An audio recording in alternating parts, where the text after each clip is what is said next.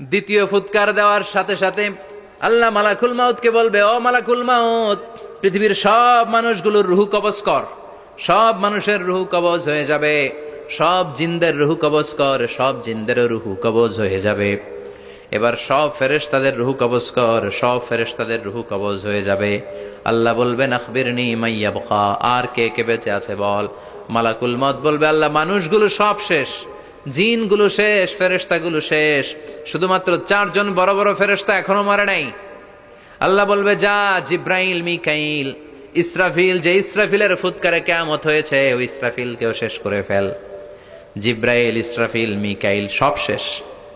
এবার মহাবিশ্বে কেউ নাই। আল্লাহ বলবেন, আখবিরনি মা ইয়াবকা, ও মালাকুল মাউত আজরাইল, এবার কে আছে? কয় কেউ নাই, সব শেষ। কেউ আছে? কেউ নাই, সব শেষ। আছে শুধু আল্লাহ আর মালাকুল মাউত, ঠিক কি না? আল্লাহ বলবে, আখবিরনি মা ইয়াবকা, ও মালাকুল মাউত আমারে বল কে আছে? কয় আমি আছি। কয় তুই মর। আমি আছি, আমি। আল্লাহ বলবে, তাহলে এবার তুই মর। তুই মর শোনার সাথে সাথে মালাকুল মাউতের কাঁপুনি ছুটে যাবে, খিচুনি ছুটে যাবে, ভয় ভয়ে খিচুনি ছুটে যাবে। কারণ মৃত্যুটা তো সে দেখেছে। দুইটা সিস্টেমে মালাকুল মাউত রূহ কবজ করে। আপনারা যারা আল্লাহওয়ালা, আপনাদের মাথার সামনে এসে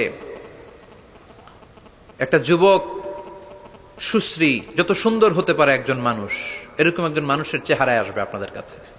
এসে সুগন্ধি পারফিউম মাখা সাদা ধবধবে কাপড় পরে এসে আপনার শিওরে বসবে।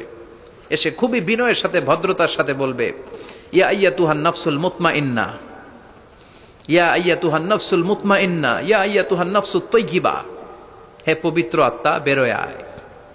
বলার সাথে সাথে আপনার রুহুটা স্মুথলি বেরোয় যাবে। ইয়াতি বিহানুত মিন হানুতিল জান্নাহ, কাফান মিন আকফানিল জান্নাহ, জান্নাতের হানুতে করে কাফনের মধ্যে পেঁচিয়ে আপনার রুহুটারে মালাকুল মাউত ইল্লিনে নিয়ে যাবে। আল্লাহ আমাদের সবার নসিবে এই ঘটনা তুমি জারি করে দিও, আমিন।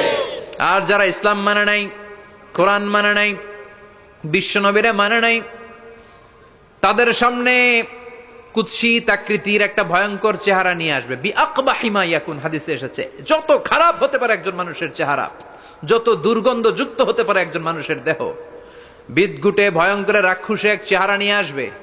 মুমিনের সামনে এসে যেমনি ভদ্রভাবে বসে যায়, সে এরকম আসবে না। সে ত্রাস সৃষ্টি করবে। ডাকাত যখন আপনার অ্যাটাক করে এমন ত্রাস সৃষ্টি করবে, কোপ মেরে আঘাত করে আপনি ভয়ে সব দিয়ে দিবেন। ওনারা দেখলে আপনার পিলে চমকে যাবে। ভয়ঙ্কর দুর্গন্ধযুক্ত কালো একটা ড্রেস পরে আপনার সামনে এসে এমন ত্রাস সৃষ্টি করে বসবে, ওইটা দেখলে অবস্থা খারাপ।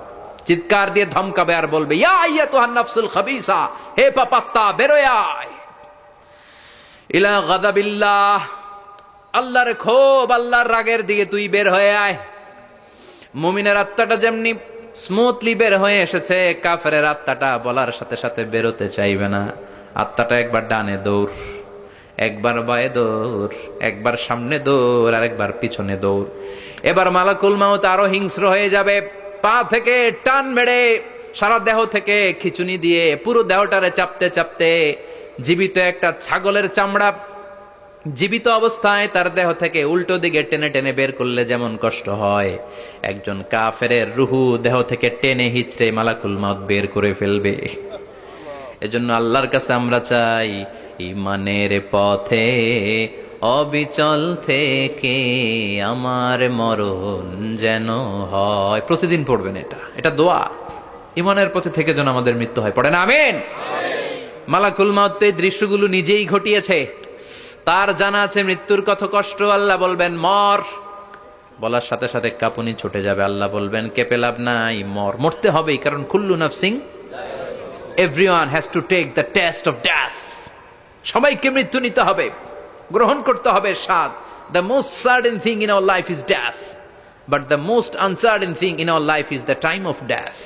আমাদের জীবনের সবচাইতে সুনিশ্চিত বিষয় হচ্ছে যে আমরা মরবো, এটা আমরা সবাই জানি না। কিন্তু সবচাইতে অনিশ্চিত বিষয় হচ্ছে যে আমরা কখন মরবো, এটা আমরা কেউ জানি না। জানি মালাকুল মাউত কাঁপতে থাকবে। আল্লাহ বলবেন জান্নাত এবং জাহান্নামের মাঝ বরাবর একটা জায়গা আছে, আল আরাফ, ওইখানে দাঁড়া। ওইখানে দাঁড়িয়ে মালাকুল মাউত বিকট একটা চিৎকার দিয়ে সারা পৃথিবীর মানুষগুলো, ফেরেশতাগুলো যেমনি দুনিয়া থেকে বিদায় হয়েছে, মালাকুল মাউত তখন বিদায় হয়ে যাবে। সেদিন বিকট একটা চিৎকার মেরে তিনি বিদায় হবেন। বিশ্বনবী বলেন, মালাকুল মাউতের মরণের সময় সেই চিৎকারটা ওই দিন এত ভয়ঙ্কর হবে, দুনিয়াতে যদি তখন মানুষ থাকতো, কিয়ামত ঘটানোর জন্য আলাদা করে ইসরাফিলের সিংগায় ফুৎকার দেওয়ার আর দরকার হতো না। মালাকুল মাউতের মরণের কষ্টের ওই চিৎকারের আওয়াজ শুনলে মানুষগুলো সব কানের পর্দা ফেটে জমিনের মধ্যে তখনই লাশ হয়ে পড়ে যেত। একদিন মাটির ভেতরে হবে ঘরে মন আমার, কেন বাঁধো দালান ঘর, প্রাণ পাখি উড়ে যাবে পিঞ্জর ছেড়ে, ধরা